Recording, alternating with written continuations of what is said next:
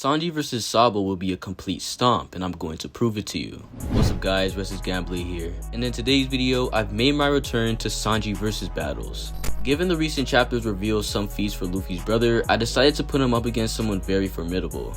So the question at hand is, what would happen if the second commander of the Revolutionary Army went against the wielder of the hottest flames in One Piece? Like always, make sure to like, subscribe, and watch until the end.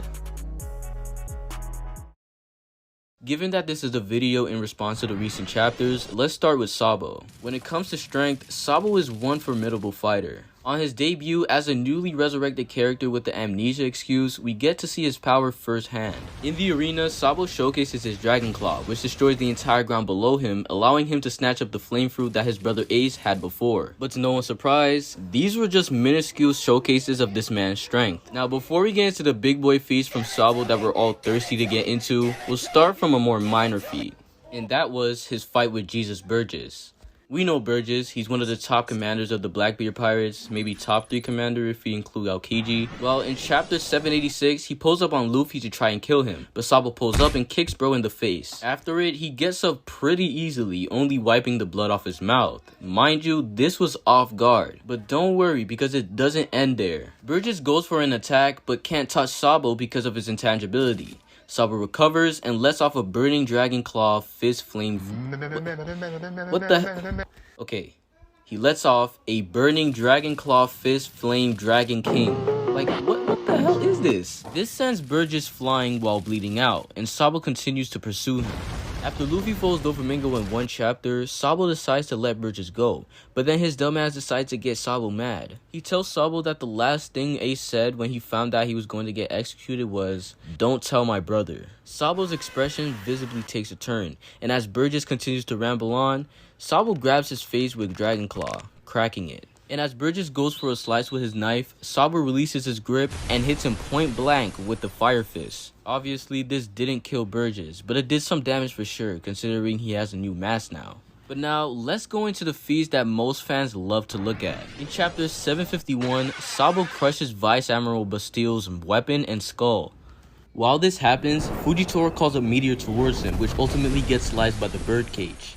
He finds out that Sabo is the flame fruit wielder, then finds out that Sabo is actually brothers with Ace and Luffy. Sabo expresses that he never wants to experience the same pain he felt when he found out that Ace died again, and gets a little sad. Observation Haki users can read emotion like Luffy does all the time, and Fujitora literally cannot see, so he relies on Observation Haki. And so, sensing this change in mood, you see a face of empathy from Fuji, and they clash. People try to use this in Sabo's favor for some reason. I mean, cool, he clashed with an admiral, but he was holding back heavily. Sabo didn't even get any hits in, just clashes. In fact, Fuji literally left them alone because he was on his side, and you can see Sabo battle damage while Fuji walks away unscathed. There was no sign of relativity between these two, but somehow Sabo fans upscale him to above Fujitora or Green Bull. Then we don't really get to see Sabo for a long time until the Reverie.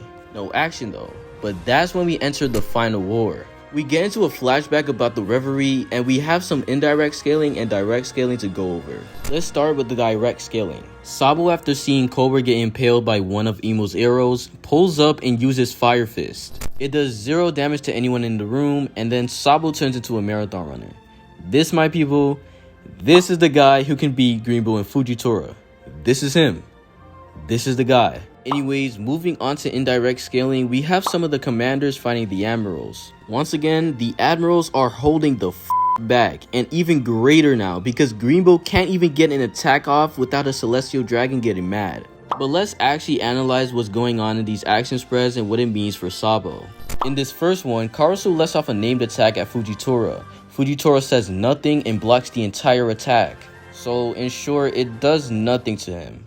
Doesn't really do anything for Sabo except prove he can do the same thing. I don't know, but let's move on to the second spread. Morley has pulled up on Green Bull, who is in his giant form. Now, people like to think this means Green Bull is going all out, but like, why wouldn't Green Bull use his giant form against someone else who is a giant? We see that Morley has cut his hand. Wow, what an insane feat. But as this is happening, Green Bull is literally saying, "You're destroying the city. Watch where you're swinging." And I kid you not, he literally says, "It is impossible to fight here." Green Bull literally cannot fight in Mary Joie. Let me say that again. Green Bull cannot fight a Mary Joie. He can't let off any attacks because he risks hurting a Celestial Dragon, something he would never do. So not only is Green Bull literally just a walking target, Morley is doing literally nothing to him. Green Bull is taking 0 lasting damage, and I'm supposed to sit here and upskill Sabo off of that and say that he can hang with an Admiral? Nah, just stay tuned for my Admiral video, bro, because I'm so tired of this. But anyways, from this, we'll say since Morley can almost defeat Green Bull, who's going all out, I'ma say Sabo has enough strength to one-shot Green Bull. Now let's get into Sabo's speed. This is kind of lacking. I mean, he does a lot of running during Mary Joie, so we can give him that, but he doesn't really have any impressive speed feats. I mean, he did blitz these random fodder. Yeah, that's nice, I guess. I will say he has some nice speed to outrun Emo's arrows for like a good 2 seconds. Yeah, 2 seconds. Good shit, Sabo. Fist bump. No fist bump? Okay. Sabo's durability and endurance. So I just want to bring this up really quickly. I won't put any specific comments, but there was one that was like, you can't compare Green Bull to Emu, when I said Green Bull would suck Sabo dry. Hey yo, what the fuck? And I was shook. I didn't believe there was actual One Piece fans that thought Sabo's body can just not get impaled by Green Bull. Sabo has greater durability than King. I mean, if I can't compare Green Bull to Emu, because for some reason Green Bull can't impale Sabo, then by all means, Sabo's durability is greater than Flames off King. What's not as good is his endurance. Bro got hit with less arrows than a crippled old man, and let that same old man get up before him and protect him from another arrow. What is this man doing? Yes sir, bro, that's my Admiral Slayer. Sabo's hacks. I don't really like taking time on these sections, so I'll just list them out. Sabo has Ryo, as we see him do internal damage to the Coliseum. He can conjure flames, he has observation hockey, and extreme marathon ability. But with all that said, I've scaled the Admiral Slayer, and now it's time to move on to the non-Flame Emperor. First, we'll start with Sanji's strength. Remember when I used to talk about pre and post awakening Sanji to emphasize the buff? Well, in today's video, and maybe going forward, I'll be only talking about post-awakening Sanji in Onigashima and Egghead, unless there are feats from before that I need to discuss. So, starting this off, let's talk about Germa powers off. Well, to begin with, in Egghead, we see Sanji kick a flames off Lunarian and deal damage. And even before his multiple amps, he's dealing damage to Queen, but not enough to take him down. When Sanji turns his genes on, that's when he turns into a demon. First of all, in his fight with Queen, from not being able to put Queen down, now he's dealing incredible damage in just Diabo Jambe, making him have to pause and scream out from the pain. But notice how I said just Diabo Jambe, because when his Germa genes are on, he has a higher conjuring of flames, named Ifrit Jambe.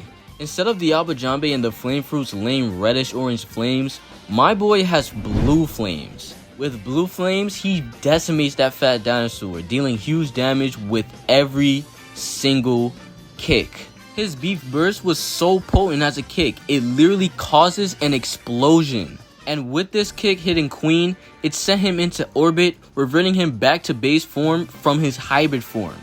I mean, bro is a monster, and I cannot wait to see what he does to the Seraphim. It's going to be insane. Sanji's speed. This is Sanji's best stat by far. In Onigashima, before all of his amps, he mostly evaded all of Queen's attacks, only getting hit when his body fell off. And now on Egghead Island, he's performed 2 speed feats, one being that he traveled from one side of the island to another, grabbed Edison, one of the Vegapunks, got out of the way before a light beam that was already en route hit a mountain. He lands with Edison in his hands and no one in the vicinity even knew he was there. Not even Zoro, he was confused. Then, a couple chapters later, he goes again from one side of the island to another and was going to attack S-Shark before anyone realized, but he decided to drop a one-liner for the one time. So yeah, base Sanji with Germa Genes off is him, not to mention how much faster he could be with Diabo Jambe, but that's not important here. What is when Germa Genes are turned on. Well, we haven't seen any speed feats for Germa Genes on in Egghead, but on Wano, Sanji has gained the ability to disappear. Upon calling up Zoro to make him promise he'll put him down if he goes out of control, he hangs up, gets into position, and disappears before Queen's eyes. Queen's eyes, mind you, can perceive Marco and can handle the speed of Henry Blazer, which is a blitz attack at light speed that Niji himself says is way faster than Sanji on Whole Cake Island, who was already perception blitzing commanders. So yeah, let that sink in.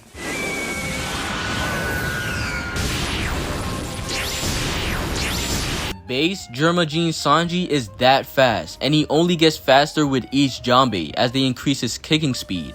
Also, Oda delivers again, proving that it wasn't a fluke or outlier because Sanji does it again to Queen. Sanji's durability and endurance. Sanji's durability and endurance is actually insane, bro. So look, before his German awakening and post-island buff, Sanji was doing okay. Like I said earlier, he was rarely getting hit by Queen, and when he did, he would brush it off quite easily. That is, until he gets hit with the snake dinosaur attack.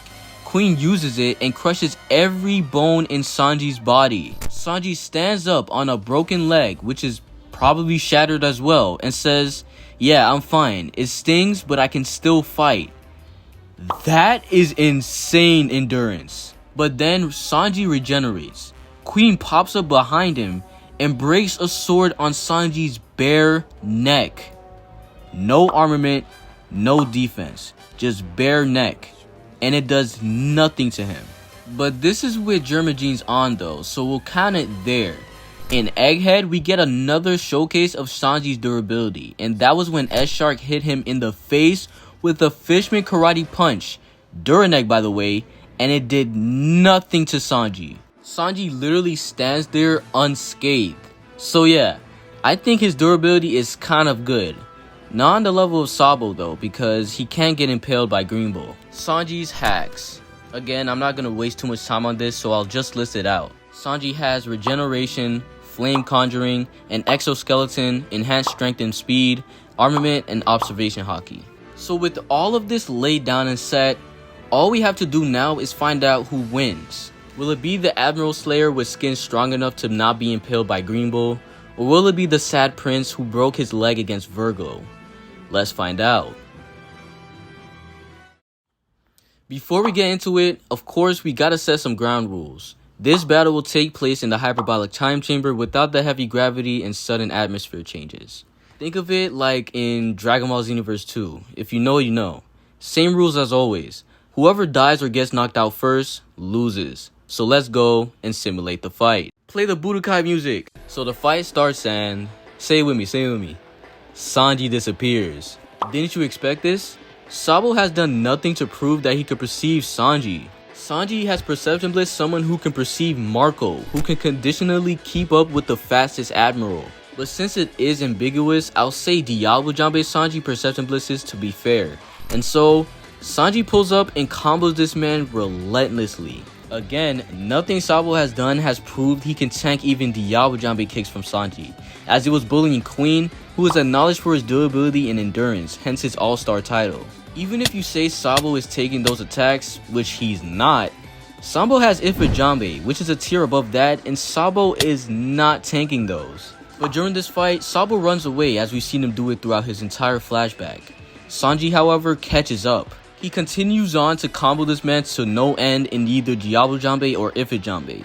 Tells him, "Who's the Flame Emperor now?" Kicks him, and suddenly, Sabo ends up at a welcome party. He's confused and someone touches his shoulder. It's Ace. Sabo then realizes what had happened. Sanji killed me, huh? Yup. I thought you were smarter than this, bro. Damn. I hope you guys enjoyed this video. I know I did, because Sabo the Admiral Slayer is my favorite character. Anyways, if you did end up enjoying this, consider leaving a like and subscribing. I'd really appreciate it. And I'll catch y'all in the next one.